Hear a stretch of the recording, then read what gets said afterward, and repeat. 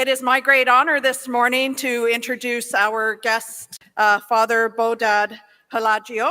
He is Greek Orthodox Archdiocese of Canada. So Father Bodhan was born in Sewickley, Pennsylvania. He received the Bachelor of Arts degree from Theology of Duquesne University in Pittsburgh, where he was featured as the performer and choreographer with the Duquesne University Timbre Itzen. And as I always say when I teach, if you don't know it, say it like you own it. He met his wife, Tanya Pittisley, in Toronto, where they were married in 1984. He was an ordained priest in 1988 and has served parishes in Toronto from 1988 until 1995. And then he moved on to Hamilton in 1995 until 2005, and then into Oshawa, Ontario from 2008 until 2022. In addition to serving as the Chancellor of the Ukrainian Orthodox Church of Canada in Winnipeg from 2005 until 2008. Besides the pastoral responsibilities, he has served many church committees. He has led spiritual retreats and has offered talks and presentations for clergy and faithful of different Eastern Orthodox and other Christian churches in Canada and the USA. For Father Bodhan has written hundreds of articles, both ecclesiastical and secular newspapers and magazines, and a collection of articles that have been published in 2009 by the Holy Dormition Montessori Press in Rives Junction, Michigan. More recently, several of his articles regarding the current ecclesiastical situation regarding Orthodoxy in Ukraine have been published by the Orthodoxy site of Orthodox Studies program at Fordham University in New York.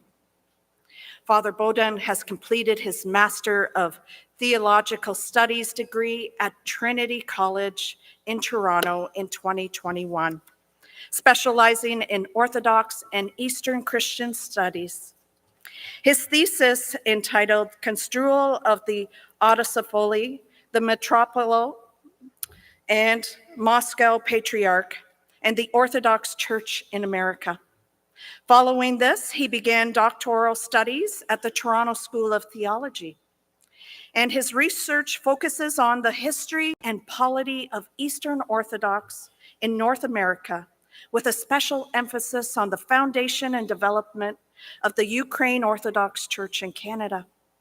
He has presented academic papers and has articles published in Europe and in North America, focusing upon theological challenges facing Eastern Orthodoxy in the globalized world, as well as a specific historical and theological challenges faced by the Ukrainian Orthodoxy, both in our homeland as well as the diaspora. So Father Bodhan is a faculty member at the Patriarchal Toronto Orthodox Theological Academy under the auspices of the Greek Orthodox Archdiocese of Canada, and he lives right close to here in Hamilton, Ontario. So please give him a warm welcome as he comes to present this morning.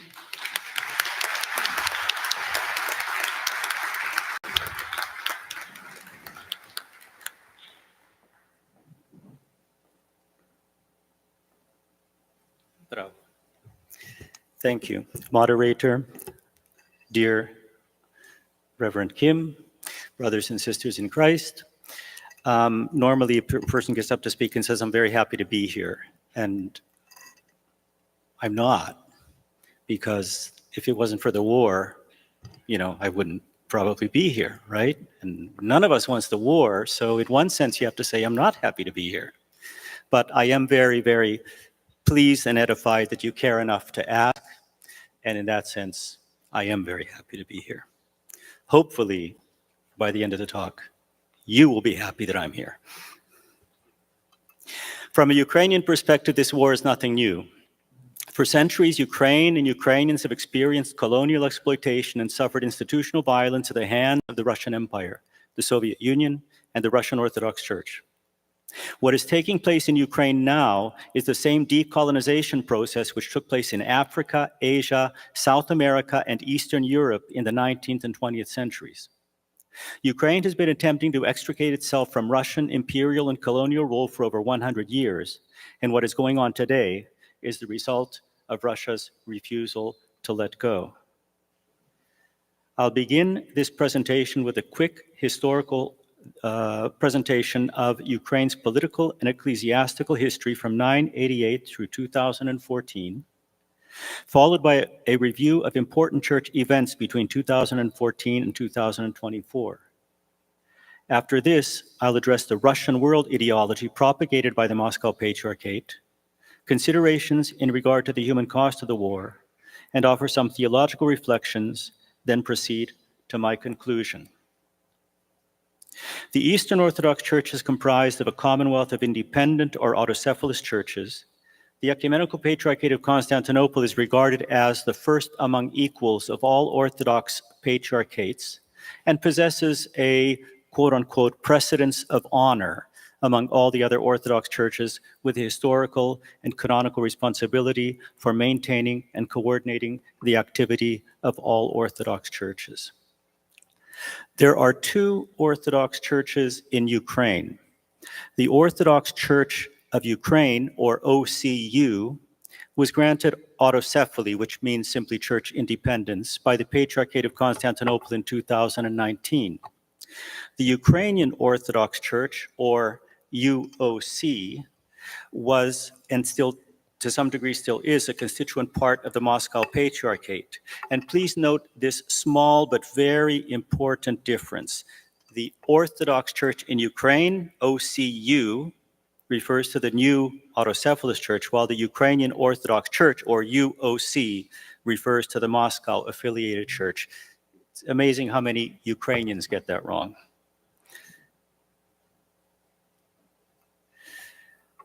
A survey of Eastern Orthodoxy in Ukraine from 988 to 2014 in 2 minutes or less.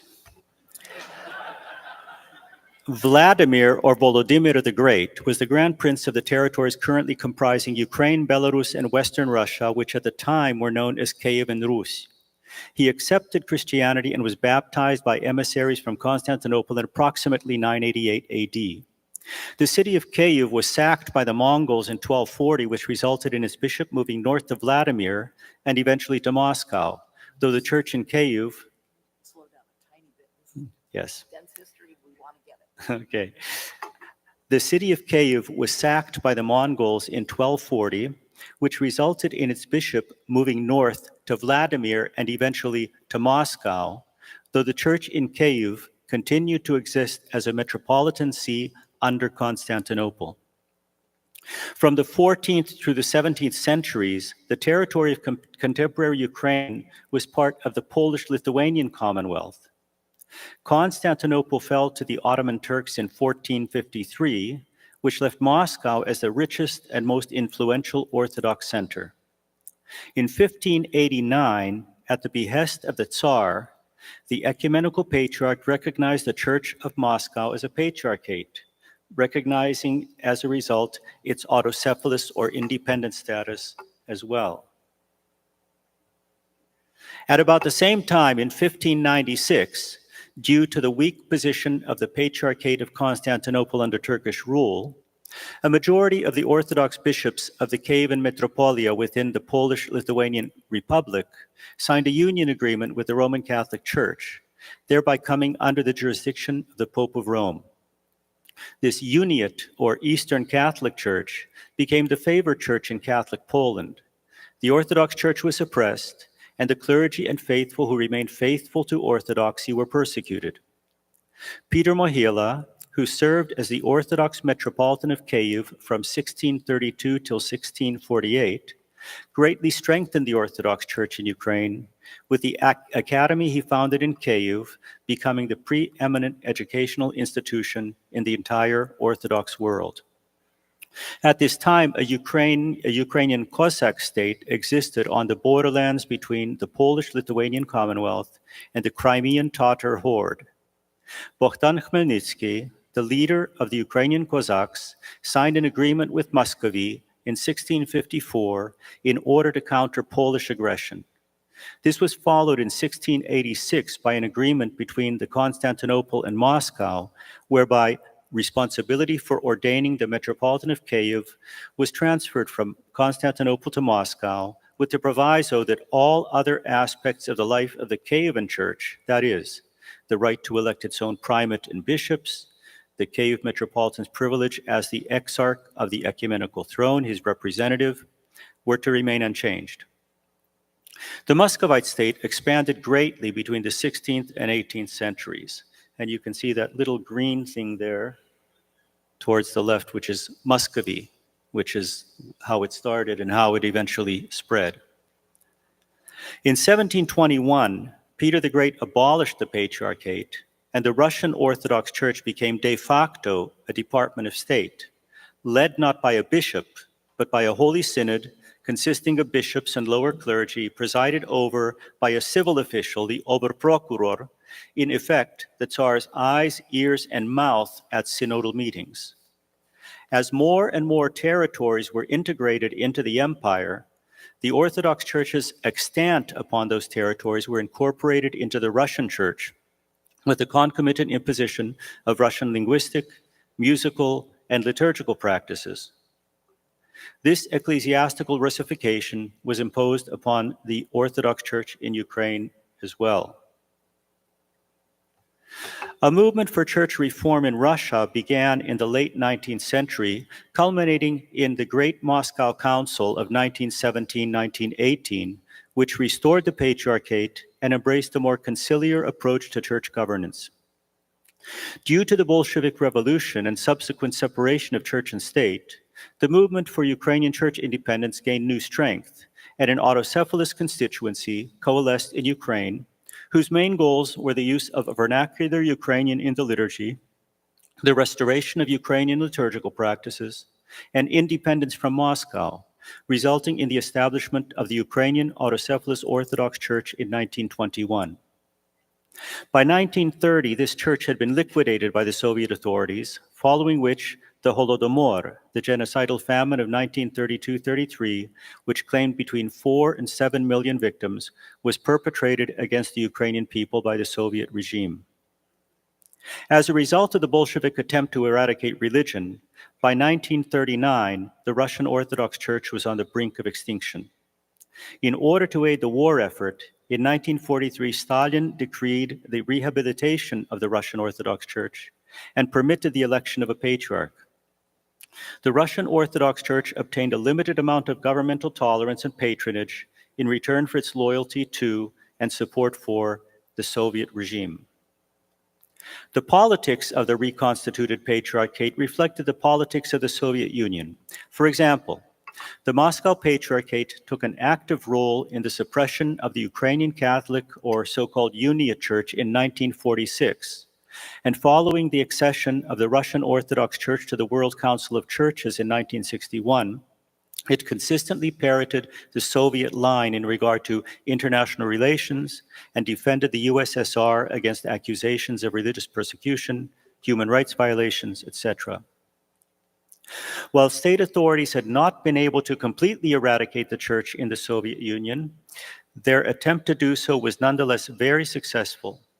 Nathaniel Davis, in his magisterial book, A Long Walk to Church, A Contemporary History of Russian Orthodoxy, notes that by the late 1980s, a society functioning without God seems to have come close to becoming a reality, resulting in a de-Christianized wasteland in all too much of Soviet society.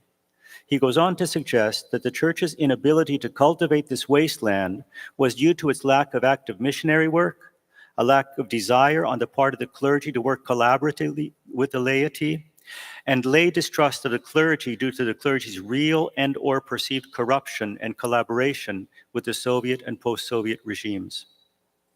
In 1989, as a result of the policy of glasnost and the relaxation of restrictions on religious life in the Soviet Union, Ukrainian Orthodox clerics who realized that their faithful would not remain in a church affiliated with Moscow left the Russian Orthodox Church and organized a new Ukrainian autocephalous Orthodox Church. In 1992, following the Moscow Patriarchate's refusal to grant independence to its Ukrainian parishes, a parallel independent Ukrainian Orthodox Church was formed in Kyiv called the Ukrainian Orthodox Church of the Kievan Patriarchate. As a result, three major Orthodox bodies existed in Ukraine: the Ukrainian Orthodox Church under the Moscow Patriarchate, the Ukrainian Orthodox Church of the Kievan Patriarchate, and the Ukrainian Autocephalous Orthodox Church. The differences between the Russian, so-called Russian and Ukrainian churches encompass three main markers: language, culture, and polity. The Ukrainian bodies emphasize the use of vernacular Ukrainian as opposed to Church Slavonic in the liturgical services. Culture, including music, vestments, icons, and Ukrainian as opposed to Russian liturgical practices and traditions, was the second notable difference. The third, polity, which in particular envisioned an expanded role for lower clergy and laity in church governance and administration, was espoused within the Ukrainian Autocephalous Orthodox Church, while the Kievan Patriarchate tended to follow the same synodal episcopal governance model as the Ukrainian Orthodox Church under Moscow, which put all power in the hands of the bishops. By 2014, there were approximately 1,200 parishes aligned with the Ukrainian Autocephalous Orthodox Church, approximately 4,000 parishes aligned with the Kievan Patriarchate, and the Ukrainian Orthodox Church of the Moscow Patriarchate counted approximately 12,000 parishes. It's worthy of note that at this time, approximately 1/3 of the parishes of the Moscow Patriarchate were located physically in Ukraine. Before moving on to ecclesiastical events between 2014 and 2022, I'd like to offer another quote from Nathaniel Davis, A Long Walk to Church. Davis was a member of the United States Diplomatic Corps who spent decades living in Russia both before and after the fall of the Soviet Union, and was personally acquainted with the life of the church from the lowest to the highest levels, a person both knowledgeable about and sympathetic to the Russian Orthodox Church. He wrote the following in 2003. If the Moscow Patriarchate should play its cards astutely enough in the political breakaway of Ukraine, it might be able to prevent a hostile ecclesiastical separation. It will be necessary, however, to infuse the present autonomous Ukrainian Orthodox Church, still part of the patriarchal establishment, with the substance of independence and ultimately to grant autocephaly. The other alternative, of course, would be the ultimate political reincorporation of Ukraine into a restored great Russian state, a bloody enterprise. In 2014, following the February Revolution of Dignity, so-called, at the Maidan Square in Kyiv, the Russian Federation illegally occupied Crimea and invaded eastern Ukraine. Within months, on July 5th, Metropolitan Volodymyr Sabodan, who had served as the primate of the Ukrainian Orthodox Church, the Russian-affiliated body, since 1991, fell asleep in the Lord, and his successor, Metropolitan Onufry, was a Moscow-leaning cleric. And from that time, the leading circles of the UOC took on a more decidedly pro-Moscow orientation. While the independent Ukrainian Orthodox churches supported Ukraine's struggle against Russian aggression, Patriarch Kirill of Moscow characterized the initial Russian invasion of 2014 as, quote, an armed conflict which broke out in the Donbas region, whose population was defending their right to speak the Russian language, demanding respect for their historical and cultural tradition, unquote. And the Ukrainian Orthodox Church promulgated this same narrative, characterizing the conflict as a civil war, which was instigated by, quote unquote, schismatics and uniates who wished to expel or destroy the canonical Orthodox Church. The initial Russian invasion of 2014 brought with it the persecution of non-Russian Orthodox religious bodies. The Center for Civil Liberties and International Partnership for Human Rights, in its report of April 2015 entitled, When God Becomes the Weapon, Persecution Based on Religious Beliefs in the Armed Conflict in Eastern Ukraine, noted that, quote, non-Orthodox religious believers living in the conflict-affected areas of Ukraine are being subjected to widespread and systematic attack by the rebel groups, and that persecution based on religious belief appears to be part of a well-coordinated policy and has a strong Orthodox connotation, unquote. The report goes on to say that only the believers of the Moscow Patriarchy Orthodoxy are free from persecution. The Orthodox religion is used as an ideological foundation of state building by the rebel groups, and anything that is non-Russian Orthodox is seen as alien. The essence of the project of the Donetsk People's Republic is the establishment of a sovereign independent state based on the restoration of a unified cultural and civilizational space of Russian world on the basis of its traditional religious, social, cultural, and moral values, with the prospect of becoming a part of Greater Russia, unquote. The report goes on to note that the scale and magnitude of the attacks that the civilian population is subject to in the southeastern parts of Ukraine is sufficient to qualify them as crimes against humanity as defined in international law, and include instances of murder, torture, forcible transfer, imprisonment, and severe deprivation of liberty, as well as the seizure and destruction of places of worship, forcing believers to flee or to practice their religion in secret. And keep in mind, that's 2015. The attitude of the Ukrainian Orthodox Church associated with the Moscow Patriarchate towards the war was physically manifested when, on May 8, 2015, during a special ceremony in the Ukrainian parliament honoring fallen Ukrainian military personnel, Prime Minister Golda Meir, coincidentally born in Kyiv, made the point. She said, "They say we must be dead, and we say we want to be alive. Between death and life, I don't know of a compromise." An image of the aforementioned wallet card with a translation of the text is projected on the screen, which begs the question, how can, quote, "We don't want to fight anyone. Russia has never attacked anyone," unquote, be reconciled with, quote, "Your task is to wipe the Ukrainian nation off the face of the earth," unquote. The response within the Russian Orthodox Church to this Russian world ideology. While in April of 2022, several hundred priests of the UOC-MP published an open appeal to the primates of local Orthodox churches, requesting that they convene an ecclesiastical tribunal in order to judge Patriarch Kirill's support of the war, that is, the Russian Orthodox priests within Ukraine did that. Within Russia itself, any clergy who speak out against the war are suspended or defrocked. During services in all parishes of the Moscow Patriarchate, clergy are required to recite a prayer for Russia's victory. A parish priest in Moscow, Father Ivan Koval, in February of 2023, replaced the word victory with the word peace. He was immediately denounced to church authorities, suspended, and subsequently defrocked. The same fate has been met by hundreds of other priests who have dared in any way to question the Kremlin's narrative. The response from outside of Russia to this ideology. On March 13th of 2022, in response to the Moscow Patriarchate's support for the Russian invasion, several eminent Orthodox theologians published a declaration on the Russian world, the Ruski Mir teaching, which characterizes the teaching as being, quote, rooted in a form of Orthodox ethno-philatist religious fundamentalism, totalitarian in character, a false teaching which is attracting many in the Orthodox Church and has even been taken up by the far right and Catholic and Protestant fundamentalists, unquote.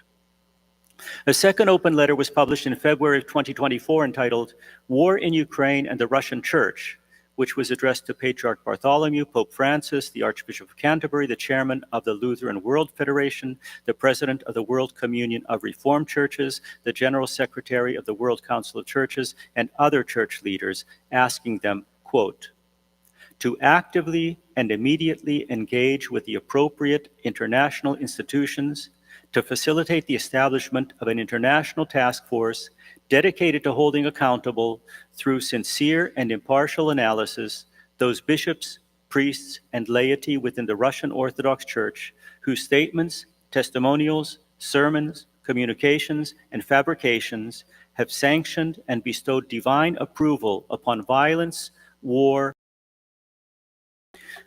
What is the response from non-religious leaders? The Russian world ideology was given its most coherent and robust expression at the conference of the World Russian People Council, which took place in Moscow on March 27th of this year. For the study of war in Washington, D.C., stated the following: the Russian Orthodox Church Moscow Patriarchate, a Kremlin-controlled organization and a known tool within the Russian hybrid warfare toolkit, approved an ideological and policy document tying several Kremlin ideological narratives together in an apparent effort to form a wider nationalist ideology around the war in Ukraine and Russia's expansionist future. The ROC-MP intensified Kremlin rhetoric about Russia's war in Ukraine and cast it as an existential and civilizational holy war, a significant inflection for Russian authorities who have so far carefully avoided officially framing Russia's invasion of Ukraine as any kind of war. The ROC-MP heavily emphasized Russia's need for traditional family values and an updated migration policy to counter Russia's ongoing demographic crisis. The ROC-MP appears to be combining previously parallel Kremlin narrative efforts into a relatively cohesive ideology focusing on national identity and demographic resurgence that promises Russians a period of national rejuvenation in exchange for social and civic duties. The Kremlin may choose not to fully align itself publicly with the ultranationalist ideology that the ROC-MP has proposed at this time, but will highly likely borrow from and leverage it to generate support for the war effort in Ukraine and any future acts of aggression against Russia's neighbors and the West. The human cost of the war. Militarily, the Russian armed forces have to date suffered over 500,000 casualties, that dead, injured, wounded, missing, and captured. Ukrainian military casualties probably are in the neighborhood of half that amount. Though it rarely makes news anymore, Ukrainian cities and civil infrastructure continue to be attacked by Russian missiles, glide bombs, rockets, etc., and Ukrainian civilians continue to be killed on a daily basis. Over the past month, 3,000 just glide bombs have been have hit Ukraine. And again, you don't see it in the news much anymore, but this is going on a daily basis. Civilians are being killed and infrastructure is being destroyed and homes are being destroyed, etc. As you can see on the screen, the United Nations Human Rights Report from March of this year affirms at least 14,085 conflict-related civilian deaths. But the operative phrase, however, is actual numbers are considerably higher. These are the numbers that they can confirm. For example, the Ukrainian government just came out this past week saying that there have been at least 20,000 children abducted from Ukraine, taken to Russia, and being reprogrammed, right? They're being taught that they're Russians, etc. But that's what can be confirmed. The estimates are that it may be up to 100,000 have been taken. Nobody really knows the final numbers.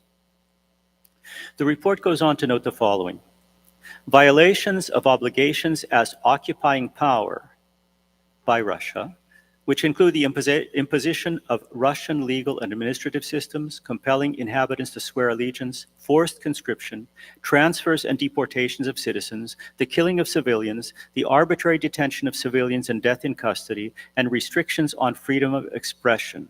This is all going on in the occupied territories. The award-winning documentary 20 Days in Mariupol presents a chilling picture of what civilian life continues to be like in zones which come under Russian attack and occupation. The United Nations report also notes that Russian prisoners of war are generally well treated while in Ukrainian custody, but that United Nations representatives were denied access to Ukrainian soldiers in Russian captivity. A good first-hand account of how Russians treat Ukrainian prisoners, however, is offered by Sean Pinner, a British citizen married to a Ukrainian woman who fought with the Ukrainian army in Mariupol and was captured. His book is called Live, Fight, Survive, and he was interviewed about his POW experience on the Telegraph's Ukraine, the latest podcast. A lot of this material is available on the website as for further study. Exact numbers in regard to refugees and internally displaced Ukrainian citizens are understandably difficult to obtain. In the autumn of 2023, a Protestant pastor from Bucha, the site of some of the worst Russian atrocities, related that while, according to the then current Ukrainian government statistics, approximately 40 million people lived in Ukraine before Russia's full-scale invasion, by October of 2023, the best guess was that 22 to 24 million people were currently living there. Of them, about 11 million were elderly or pensioners, and 5 million were internally displaced. It is thought that up to 18 million Ukrainians have left the country to escape Russian violence, most of these being women and children. Whether through death, emigration, or demographic decline due to a dearth of citizens of childbearing age, the impact of Putin's heinous and unprovoked war on Ukraine will result in social, cultural, economic, emotional, and demographic consequences no less and quite likely more impactful than the Holodomor of 1932-33. In regard to the effect of the war on ordinary citizens, I would encourage you to read Olga Tatokhina's book, Why Do They Kill Our People?, part of an oral history project which is available online. Over the past 10 years, Russia's invasion has resulted in tens of millions of Ukrainian refugees who depend upon the humanitarian aid of international partners, NGOs, churches, local governments, and regular citizens for their bodily and material needs. One question we all ask ourselves is, how can we help them? C.S. Lewis observed that, quote, when human beings fight, the victory ordinarily goes to those who have superior weapons, skill, and numbers, even if their cause is unjust, unquote. It is generally accepted that there is a fundamental difference between aggression and defense. Jesus says, turn the other cheek, but he also says, greater love has no man than this, than to lay down one's life for his friends. One thing all of us can do as Canadians is to continue to support Canada's efforts to help Ukraine defend itself, as well as the work of governmental, non-governmental, and church agencies offering humanitarian aid and assistance to Ukraine's people in the homeland and her refugees in Canada. I would be remiss if I did not take this opportunity to thank all of you for the overwhelming, prayerful, moral, and material support you and your communities have extended to Ukrainian refugees since the war began. May the Lord bless all of you 100-fold. Theological reflection on the war. Russia's invasion of Ukraine has raised many questions in regard to international relations, history, politics, economics, ethics, etc. For our purposes, it also raises many important questions for theological reflection. First of all, war and violence. Patriarch Kirill of Moscow infamously declared that the Russian invasion was necessary in order to prevent gay parades in the Donbass. During a sermon in March of 2022, he stated that, quote, in the Donbass, there is rejection, a fundamental rejection of the so-called values that are offered today by those who claim world power. Today, there is such a test for the loyalty of this government, a kind of pass to that happy world, the world of excess consumption, the world of visible freedom. Do you know what that test is? The test is very simple and at the same time terrible. This is a gay parade. The demands on many to hold a gay parade are a test of loyalty to that very powerful world. And we know that if people or countries reject these demands, then they do not enter into that world. They become strangers to it. Leaving aside the extreme tendentiousness of this statement, it does raise an important theological question. Is the use of deadly violence against governments or citizens in order to prevent manifestations in support of practices or ideologies which conflict with traditional Christian ethical norms justifiable? If so, is it then morally acceptable, perhaps even a moral imperative, to threaten, physically attack, even kill those whose views on abortion, sexual ethics, theft, war, violence, etc., are different from our own? If such a position is justified, why are we not practicing violence against those with whom we disagree? This is all reminiscent of St. Paul's rhetorical question in Romans 3, chapter 3, verse 7. Why not say, let us do evil, that good may come? And we all know St. Paul's answer. On September 25th of 2022, the Russian Patriarch stated that if a Russian soldier dies in the performance of military duty, he is undoubtedly committing an act tantamount to sacrifice, and this sacrifice washes away all the sins that man has committed. This teaching has not unjustly been described as Orthodox Shahidism. Time constraints do not permit a discussion of the Orthodox Church's position in regard to just war theory, war in general, and wars of aggression in particular. We must consider, however, the appropriateness of Orthodox clergymen blessing weapons or encouraging military personnel to kill based upon ideological principles. Let us return to the quote-unquote holy card distributed to Russian soldiers with a genocidal message. The question we as believers must ask is, what does the internalization of such a message do to a person's soul? In this instance, we might recall the words of C.S. Lewis, who, in the aftermath of World War II, wrote, "The Germans perhaps at first ill-treated the Jews because they hated them. Afterwards, they hated them much more because they had ill-treated them. The more cruel you are, the more you will hate.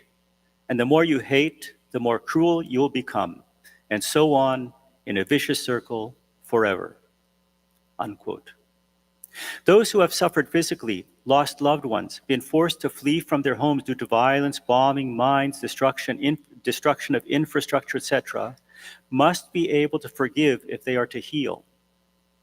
What message can the Church offer them which might help them to forgive the evil perpetrated against them, their compatriots, and their loved ones?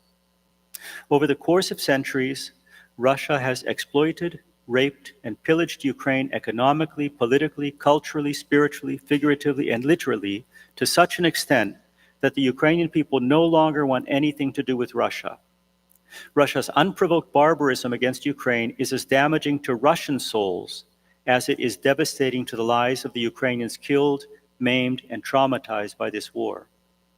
A true and just peace is impossible without reconciliation, and reconciliation is impossible without repentance. Following World War II, peace and reconciliation were achieved only after the aggressor states were defeated and admitted their guilt. Next, the relationship between church and state, political theology and ideology. The support of the Moscow Patriarchate for Putin's war against Ukraine appears to be complete, and any divergence from the official narrative is dealt with harshly. Ukraine, on the other hand, has been extremely tolerant of the existence of elements within the UOC which are openly hostile to Ukraine's own existence. Though there have been attempts since 2014 to pass legislation in the Ukrainian parliament which would ban the Ukrainian Orthodox Church, which is affiliated with Moscow, as, quote, a church headquartered in an aggressor state, unquote, these attempts have all failed. Eastern Orthodoxy has always had an ambiguous relationship with secular power. On the one hand, the Church has an obligation to lead the people of their land on a path congruent with the evangelical teachings, and Church influence within government circles can aid this process. On the other hand, at what point does cooperation with the state result in a denial of the gospel? Next, ecclesiological and ecumenical issues. From an intra-Orthodox perspective, the support of the Russian Orthodox Church for the invasion of Ukraine and its breaking of communion with the Patriarchate of Constantinople point to a lack of a conciliar consciousness within Eastern Orthodoxy. At present, there seems to be no mechanism to reconcile independent church bodies which are in conflict. From an ecumenical perspective, there is good news and bad news. The Ukrainian Council of Churches and Religious Organizations functions wonderfully and has been a model of how people of different faiths can work together respectfully and cooperatively. The actions of the World Council of Churches, however, have been unhelpful, to say the least. In his article, How Not to Build a Potemkin Village of Ecumenism and Peacemaking, published in June of 2023, Cyril Hovorun contends that at its 2022 General Assembly in Karlsruhe, the World Council of Churches had allowed itself, quote, to be used by the Russians for the purposes of their propaganda, in the name of dialogue and peacemaking, of course. He goes on to state that the ongoing war started in February of 2014 when Russia annexed Crimea and waged a proxy war in Donbass. The World Council of Churches reacted belatedly by sending its delegation to Ukraine in March of 2015, more than a year later. The delegation published a communique which explained the war as being driven by, quote, the competing nationalisms, unquote. The statement thus implied a Ukrainian nationalism as the main reason that had provoked the Russian aggression. 7 years later, the Russian propaganda inflated the Ukrainian nationalism to a Ukrainian neo-Nazism, which was then presented as the main pretext to start a full-scale war. The World Council of Churches statement facilitated this inflation. Of course, this was not the delegation's intention, but its visit to Ukraine was used by the Russian Orthodox Church to promote messages it wanted to broadcast globally through the platform of the World Council of Churches. It is also worth noting that the statement put the two sides of the conflict on an equal footing, a malicious tradition that somehow continues even to our days. The World Council of Churches, thus, again allowed itself to be instrumentalized by the Russian propaganda. Although its sincere intention is to stop the war, it continues against its will contributing to it by offering a platform to Russian propaganda. Such helplessness also indirectly boosts the legitimacy of Putin's regime by legitimizing its main legitimizer, the Russian Orthodox Church. We observe the same pattern in 2015, and we observe it still. Lessons have not been learned. Conclusion. Time constraints do not permit other theological considerations, such as the instrumental use of icons and other church symbols and symbolism, post-colonial and decolonial theological approaches and narratives, approaches based upon liberation theologies, etc. In conclusion, I would simply like to read another quote from Nathaniel Davis' extraordinary book, A Long Walk to Church. It has always been hazardous to assume that benign and liberalizing changes in Russia are irreversible. Stalin's abandonment of the new economic policy and his repression did not simply draw on an existing undercurrent of ideological opposition to liberalism. He created his own context, terror, and nourished his own malignant growths, which ultimately fed upon themselves. Repeatedly in Russian and Soviet history, the waves of destruction that crashed over the church were at the same time washing away normal society and engulfing church institutions almost as a coincident result of the deluge. But these are among the less imminent perils. The closer danger is that a repressive nationalist leadership might install itself in the Kremlin in the aftermath of political and economic disaster and press the patriarch and other church leaders to join a holy or unholy alliance to save the nation at the cost of liberty. Thank you.